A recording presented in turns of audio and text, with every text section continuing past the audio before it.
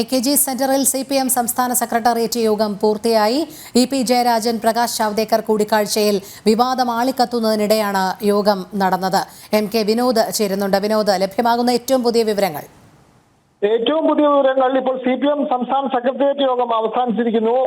എന്തായാലും EP ജയരാജനെതിരെ നടപടി ഉണ്ടാകാനുള്ള സാധ്യതയുണ്ട് എന്നുള്ള വാർത്തകളാണ് പുറത്തു വരുന്നത്. കാരണം CPM-നെ സംബന്ധിച്ച് അവർക്ക് ഈ തെരഞ്ഞെടുപ്പ് കാലത്ത് EP ജയരാജൻ BJP നേതാവിനെ കണ്ടു എന്ന് പറയുന്ന കാര്യം അവരെ സംബന്ധിച്ച് വലിയ നാണക്കേടുണ്ടാക്കിയ ഒരു സംഭവമാണ്. അതുകൊണ്ട് ഇത്തരത്തിൽ ഒരു നടപടിയിലേക്ക് പോയില്ല എങ്കിൽ അത് പാർട്ടിക്കുള്ളിൽ തന്നെ വലിയ ക്ഷീണമുണ്ടാക്കും. അതുകൊണ്ട് EP ജയരാജനെ LDF കൺവീനർ സ്ഥാനത്ത് നിന്ന് മാറ്റി നിർത്താനുള്ള സാധ്യത വളരെ കൂടുതലാണ്.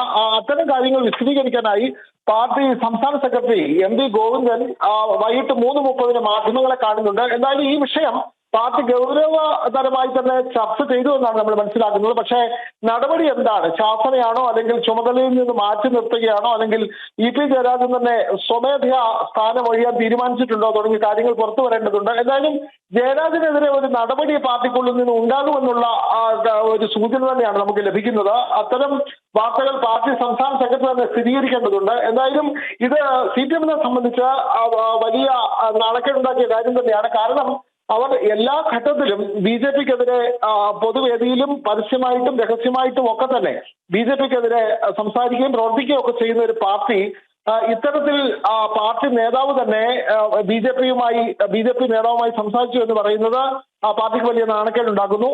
പക്ഷേ EP ജയരാജൻ ഇക്കാര്യത്തിൽ കടുത്ത നിലപാടിലേക്ക് പോകുമെന്ന് നമ്മൾ മനസ്സിലാക്കുന്നു. കാരണം EP ജയരാജനെ പോലെ സമാനമായ നിലയിൽ മുഖ്യമന്ത്രിയും BJP പ്രകാശ് ജാവ്ദേക്കറെ കണ്ടിട്ടുണ്ട്. പക്ഷെ അതൊന്നും പാർട്ടിയിൽ ചർച്ചയായില്ല. അത് ജയരാജന് വളരെയധികം വിമർശനമുണ്ട്.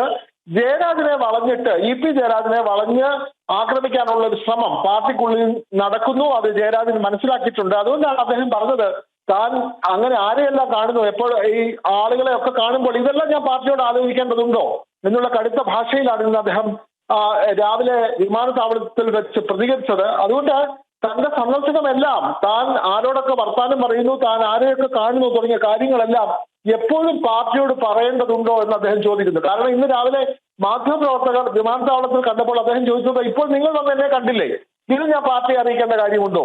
അപ്പോൾ അത്തരത്തിലാണ് ജയരാജൻ പ്രതികരിക്കുന്നത്. കാരണം ജയരാജനെ ഒറ്റപ്പെടുത്താനുള്ള ശ്രമം പാർട്ടിക്കുള്ളിൽ നടക്കുന്നുവെന്ന് ജയരാജൻ മനസ്സിലാക്കുന്നു. കാരണം പാർട്ടി സെക്രട്ടറി ആകേണ്ടിയിരുന്ന ഒരു വ്യക്തിയെ ഒതുക്കി ഒരു മൂലയിലിരുത്തി അവസാനം അദ്ദേഹം എല്ലാം പാർട്ടിയുമായിട്ടുള്ള എല്ലാ ബന്ധവും അവസാനിപ്പിച്ച് പോകാൻ തുടങ്ങിയപ്പോൾ മുഖ്യമന്ത്രി തന്നെ ഇടപെട്ട് വളരെ പെട്ടെന്ന് LDF കൺവീനർ സ്ഥാനത്തേക്ക് കൊണ്ടുവരുന്നു. പക്ഷെ അവിടെയും ജയരാജനെ ഒറ്റപ്പെടുത്താനുള്ള ഒരു ശ്രമം നടന്നിരിക്കുന്നു. ഇന്നത്തെ സെക്രട്ടേറിയറ്റ് യോഗത്തിലും EP ജയരാജനെ ഒറ്റപ്പെടുത്താനുള്ള ഒരു ശ്രമം നടന്നു എന്നാണ് നമ്മൾ മനസ്സിലാക്കുന്നത്. എന്തായാലും പാർട്ടി സെക്രട്ടറി തന്നെ മാധ്യമങ്ങളെ കാണുന്നുണ്ട്. അപ്പോൾ കൂടുതൽ വിവരങ്ങൾ നമുക്ക് അറിയാൻ കഴിയും.